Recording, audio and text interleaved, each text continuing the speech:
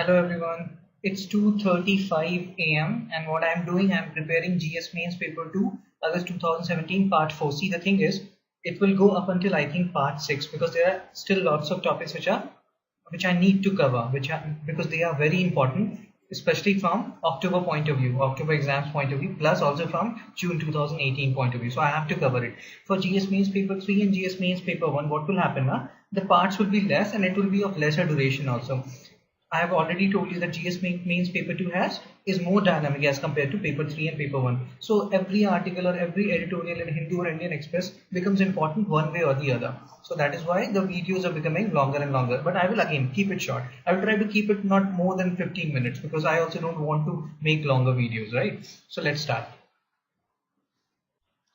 So right now we'll talk about Civil Services Board. So there's a talk going on that there is too much interference and too much transfers of like bureaucrats, right? Too frequent transfer of bureaucrats, and that has to be curbed. For that, Civil Services Board has been designed, and it was directed by judiciary, and then a law has to be framed by legislature. Now the thing is, if Civil Services Board has to be designed or has to be set up, political seclusion is required for Civil Services Board because they will decide when a civil servant will be transferred, right? But if means what do you say? If there is political vendetta inside Civil Services Board, then it will not serve its purpose, right? So there is a need for political seclusion. But what is happening? Civil Services Board is to be headed by Chief Secretary of State who might have conflict of interest, right? So there is that particular issue. Otherwise, Civil Services Board is a great idea because it will demarcate between permanent executive and temporary executive, right? So we know who is permanent executive. These civil servants, these are permanent executive. Temporary executive are all these people who come or who become MLA, MP and all occupy posts, right? So there is a need like MLA, MP and then what do you say, the chief ministers and all those ministers, right? So they are temporary executive and the permanent executive are the civil servants. So a demarcation will be done by Civil Services Board, but political seclusion is needed for Civil Services Board, and since it will be headed by Chief Secretary of State, so there might be some conflict of interest. Do read about Civil Services Board. PIB has given a very important and a very good article on Civil Services Board. Okay. Now the next topic is Kala-Azar and Indian subcontinent, right? Now Kala-Azar is also called visceral leishmaniasis. Visceral leishmaniasis, VL, and it is caused by protozoan parasite Leishmania donovani, and it is harbored by an insect called sandfly. Okay, so remember, so it is caused by, the vector is sandfly, okay, and it is caused by a protozoan parasite Leishmania donovani. It is important from both prelims and mains point of view. In prelims, what they can ask? They can ask you whether Kala-Azar is caused by bacteria, virus or protozoa. So it is caused by protozoa. And how can you remember it? See, remember Kala-Azar K and protozoa P, KP, Kevin Peterson. So you can remember Kala-Azar is associated with Kevin Peterson. That way you can remember that it is caused by a protozoa, right?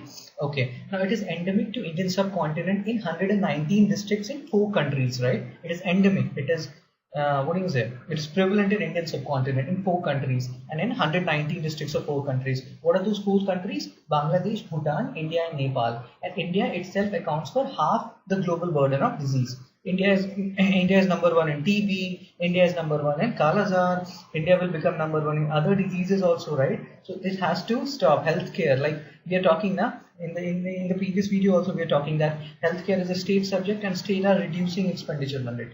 So again, lots and lots of problems are there. Now the thing is, problem is that pyrethroid insecticide spray stings. So the insecticide which is used to curb Kala-Azar, that is called pyrethroid insecticide, and it stings. It stings a lot, right? So what people say they would rather risk Kala-Azar than bear with the smell. So that is their issue. They don't want that stinking smell of insecticide, pyrethroid.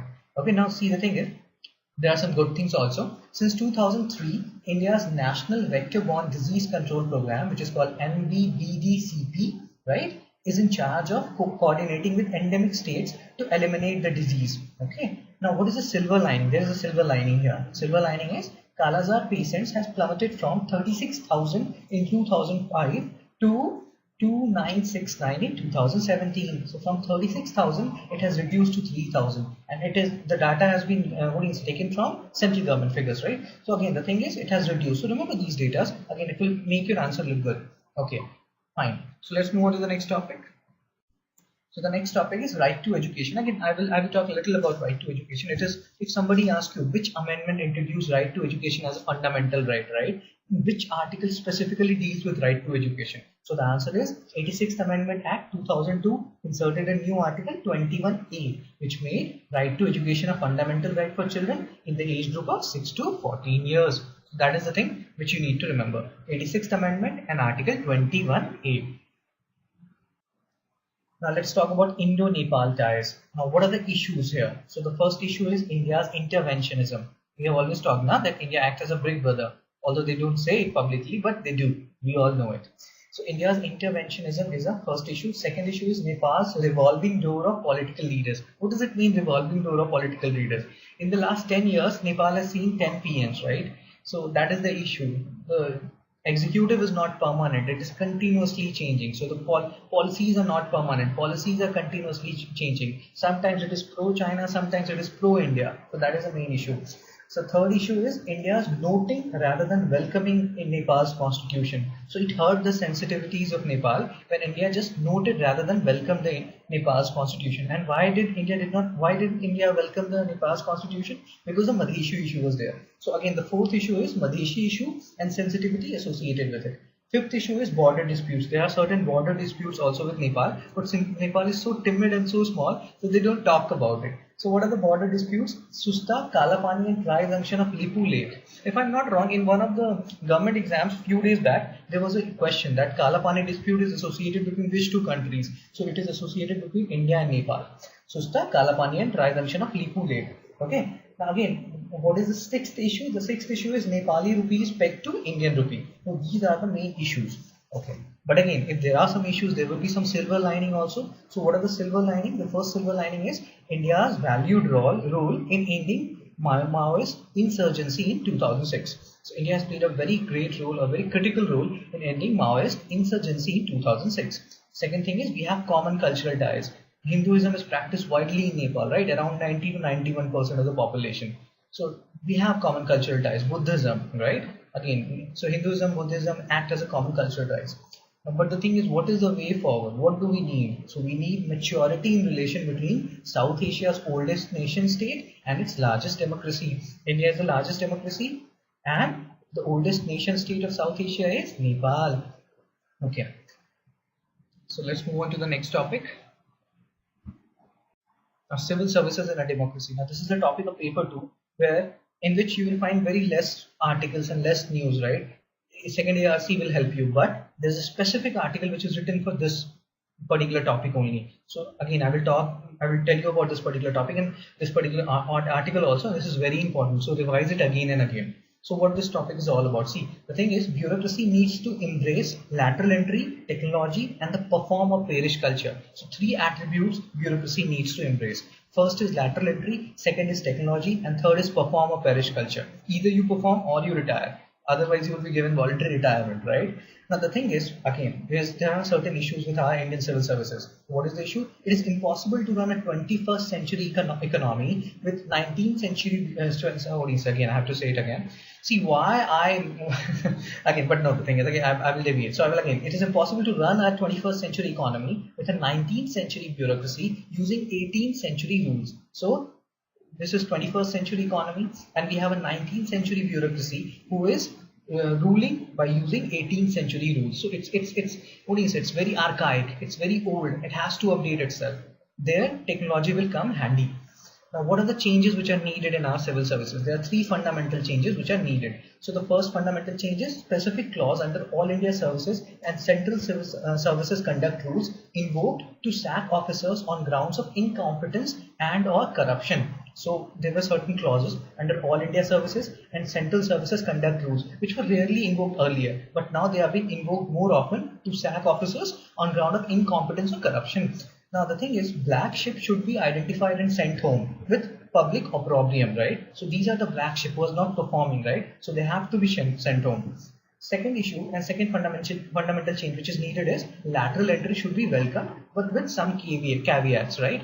So TSR Subramanian, he has given some verdict and he was saying something in big picture that he also said that, yeah, he was not in favor actually of this lateral entry. But the thing is, it should be welcome, but with some caveats. And his apprehension was that only, that accountability has to be fixed. It should not be like you worked 2 years in civil service and then when you went back and you did some private job, right? It should not be like that. So some accountability has to be fixed, some caveat has to be there. So accountability should be fixed so that it doesn't become a mechanism for powerful corporate groups placing their men in key positions of government. So that is the whole thing. Lateral entry should be welcome, but with some caveats. And what is the third change which is needed in civil services? We need to infuse more and more technology into every touch point where a citizen interacts with government. So that is the need of the hour.